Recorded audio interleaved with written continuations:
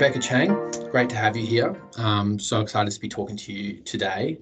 I'd love to kind of just get you to introduce yourself to the audience and the people following along with our Beta Incubator. It'd be great to know your role and what you get up to and how you're contributing to this project in particular. Yeah, thanks for having me, Alex. So my name is Rebekah Cheng.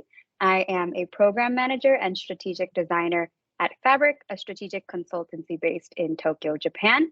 We are working together with MBS and specifically MBS and to launch the Beta Incubator. And my role in this process is, along with my colleagues and the MBS and team, to really understand the problem space and the opportunities in the future of learning and development, and to work together with stakeholders to find out what are the best solutions and potential ideas in the space.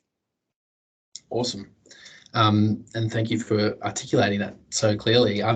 You mentioned sort of your role is to explore the problem spaces in education. Are you finding any particular problem spaces are particularly interesting that you're gravitating towards? Are there any that sort of stick out from the research you've done so far? Yeah, so I might be a bit biased because in terms of handling those stakeholder interviews, the majority of the interviews I participated in were with organization representatives, specifically those working in L&D in their organizations. And so from then, we were hearing a lot about the sort of gaps and opportunities in skills and competencies and really linking them to employee engagement, employee satisfaction, the whole idea that a happy worker, a happy employee leads to happy customers. And it seems like the sort of infrastructure is starting to be laid in place, especially with AI coming into play and some org reps, as well as individual learners and those SMEs starting to play with the AI. But still, it seems like the dots aren't quite connected yet. There's still much more that can be optimized in that system in order to create a system that will eventually allow for lifelong learning. Yeah, cool. And it's such a spot on point that happy employees lead to better outcomes, and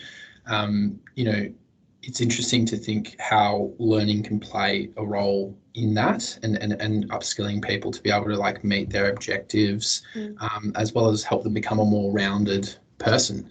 In your research, did you sort of come across how people are doing that currently? And you mentioned sort of AI as being, I guess, used or explored as a tool to be able to begin plugging gaps.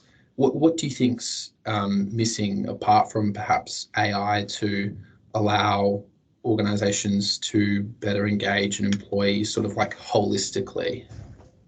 Well, besides the sort of gaps in understanding or awareness of AI, I think a theme that recurred, and specifically this came from subject matter experts, and a few of the organization reps touched on it as well, is that the sort of risk appetite that is required for innovation doesn't seem to quite catch on here in Australia. It's still something, there are certainly people at the vanguard. We hope MBS and will be one of them. But looking at the broader ecosystem, it seems like there are people who are perhaps more risk averse. There are organizations here with a long legacy, a long, rich history that may feel that it isn't their place to suddenly switch gears and get on a brand new track where there hasn't been someone before them.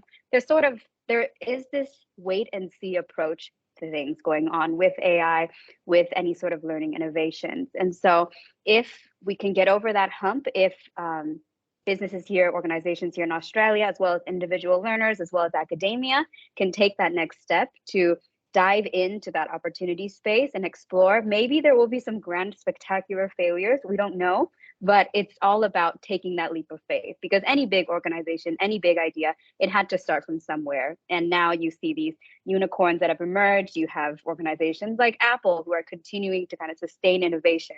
And there's so much opportunity here in Australia with those organizations, with those higher ed institutions to make a play. Yeah, that's really cool. The way I agree that there is such a huge opportunity here in Australia, and the way you sort of articulated it as perhaps the risk appetite being a key inhibiting factor to, encouraging innovation, getting those developments underway. How does that sort of compare with what you see, I guess, in Tokyo, in terms of risk appetite? Where does Australia sit in the spectrum in relation to Tokyo? I wouldn't say Australia is behind or even really ahead of Tokyo per se. If anything, they're quite similar. And I was really surprised myself at the parallels in terms of the Japanese economy, Australian economy, what people, those that we interviewed, were telling us as things that are blocking them from moving forward. We hear some of the exact same things working with Japanese clients. We might have a key stakeholder who is really innovation minded, who really wants to press into those new and interesting ideas, particularly in the sustainability space, as that is a lot of what Fabric does, very holistic sort of sustainability. But they seem to encounter a lot of walls, those ceilings that they can't quite go over. There's very particular Japanese ways of stakeholder management, needing to make sure you've had a one-on-one with everyone on the team before proposing an idea so that you can be guaranteed that the idea will go through, for example, is one tactic that often occurs.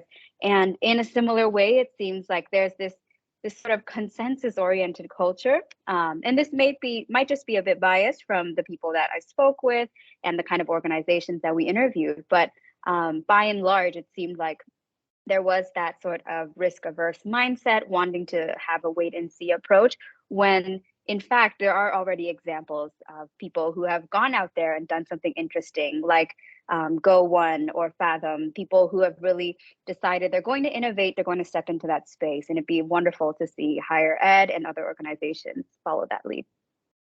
Yeah, totally. And like, we are home to these organizations that have made huge innovations and transformations in education, with Go One, whether it be like sort of having like a huge catalog of snackable or long form sort of educational content all in one place, or Fathom, where it's kind of, mapping different skill sets and helping people transition career pathways.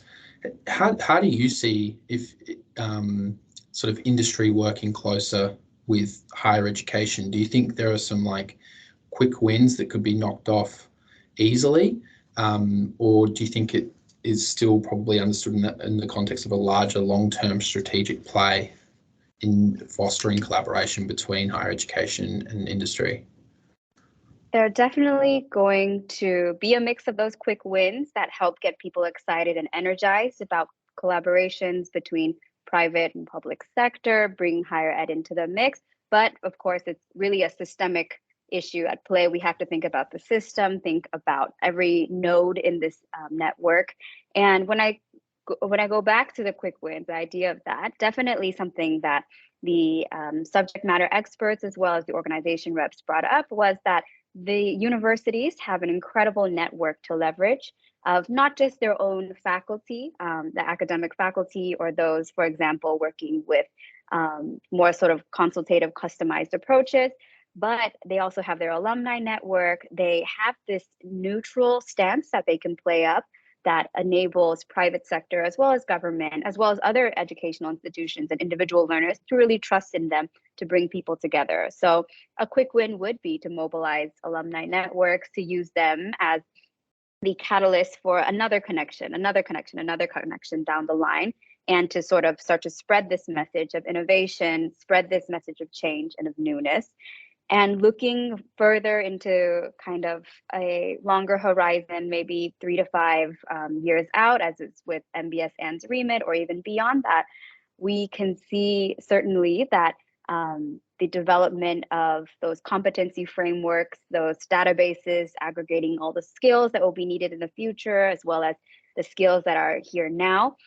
There are plenty of different providers that are out there from what I've seen in the market. A lot of them are geared towards organizations and learners within an organization.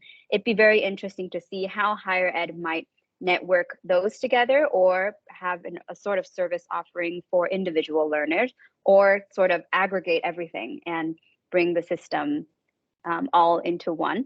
And that might be something that higher ed is better placed to play in, given that sort of neutrality that I mentioned earlier, as well as bringing a sort of robustness of theory. And that's something that our interviewees also mentioned. Yeah, cool. And I like how you sort of mentioned that higher education providers provide this space of neutrality where they really are able to build ecosystems and coalitions of people to work on problems together.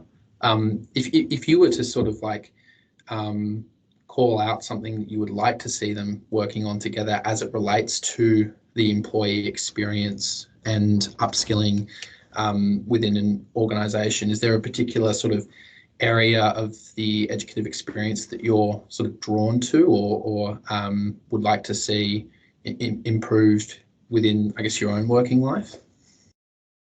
Ooh, when you bring it into my own working life, there are many things I would love to see improved, Alex. But taking it back to what we were hearing from the interviewees themselves across those individuals, the org reps, the subject matter experts, I think what two things really stood out to me. One was, and I mentioned this briefly, but that link between the competencies and employee engagement and how to bridge that, how to bring coaching in, how to bring feedback systems in, how to make sure that data is leveraged. There's a sort of holistic approach that could be done there that isn't quite there yet. There are some organizations that are testing things out, but if higher ed could step into that space, could create a system that other organizations or even individuals could customize to suit their own needs, I think that would make a major difference, not just here in Australia, but potentially in broader APAC or throughout the globe.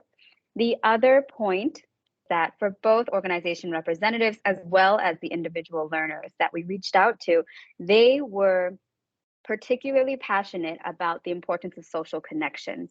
And having the COVID pandemic in the past few years really exacerbated that, but also brought it to the surface and made it a conversation topic. There is now this reality of hybrid work, but the remote aspect of that has led to people feeling disconnected from their fellow employees, disconnected from their manager, disconnected from maybe the tools or systems that are in place that are supposed to support them as employees. So there's a lot of discussion, it seems, in the space around how to integrate people better, how to offer more face-to-face opportunities, as well as meaningful online engagements. And that would be an interesting space, I think, for higher ed to step in, to do rounds of test and learn, to go and tap into that sort of service design, strategic design mindset, and reach out first within their own network, or perhaps even with students and who are, the next generation to step into the workforce and understand better how can we connect, why do we need to connect, and what are the expectations emerging there. Awesome. I think that's such a positive note to sort of end on, this notion of using education as a means to enable human-to-human connection and making sure we design for that, because it's so important, and a lot of the time it kind of gets left behind, and that's why we're so lucky to have a team such as Fabric who are so focused on enabling that within the program that we're putting out. So thank you so much for your time, Rebekah. Really appreciate it, and it was awesome to hear your insights and what you're gleaning from the research that's been done so far. Yeah, thank you so much, Alex. You made this a very comfortable interview. Glad to hear. Thanks, Rebekah. Thank you.